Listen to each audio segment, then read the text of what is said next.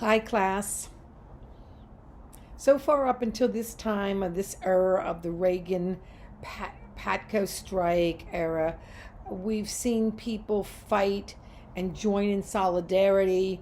We've seen them struggle. We've seen them been killed and beaten. And it was a whole different era. And it seems, I'm just wondering, was it time for a change the way the labor movement would do things? Did the labor leaders get too accustomed to working with management? Just food for thought. Here we see the PATCO strikers. We see them struggling because they're claiming they're working with not enough breaks. They're getting tired. The safety of the American people are at stake when they're flying in the planes if the traffic controllers are not there to do an alert to make sure that there's no crashes. But we also see the pilots union saying it's not a big deal. Yeah, we're still safe. Not as safe, but we're still safe. And then we see the AFL-CIO say they're really alarmed with what PATCO's doing because it is against the law. Now, in the past, I think there was at least two other times when federal employees did something and it ended up with a change of the law or it being worked out.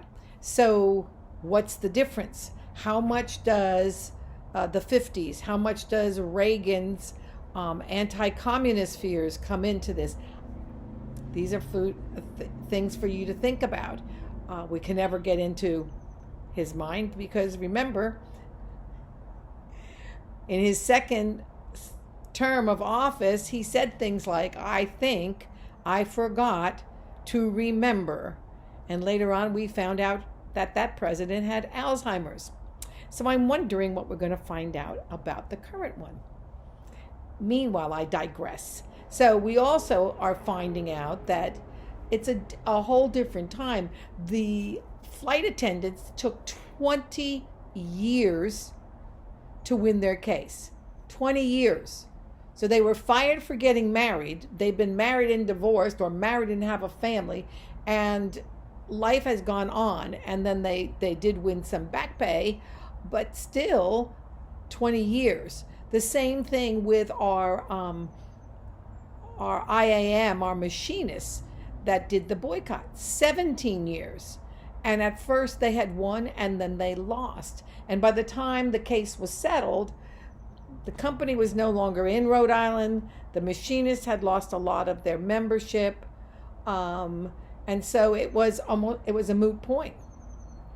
So we're looking at how long it takes the law in this country to uphold something or to evaluate whether or not something is legit when it comes to union and management.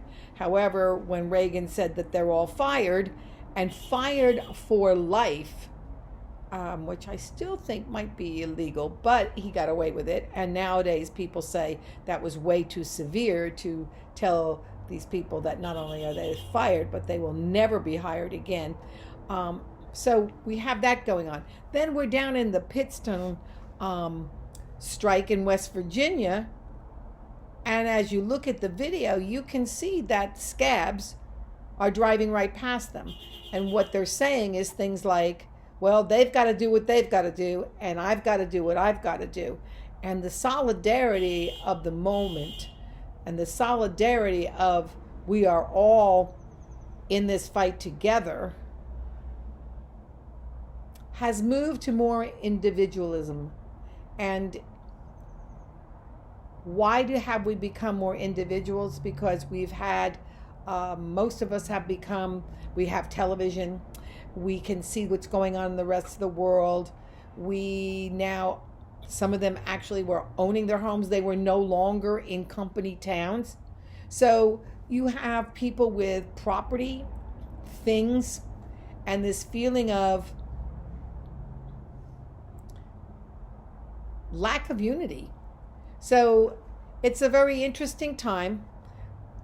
And on that note, I'm going to let you go and have a good Thanksgiving, however you celebrate it. Remembering that Thanksgiving is a holiday that in some ways um, shows how we took away the land from a people who were here before all of us. Have a good week. And oh, I did extend your discussion is due this week on Wednesday night, your point, but your response is not due to Sunday night. So I've extended the week by one day because you don't have 2 days or 3 or 4. So whatever. Have a great week. Talk to you next week as we close in on our times and come more into the 20th century or the 21st century.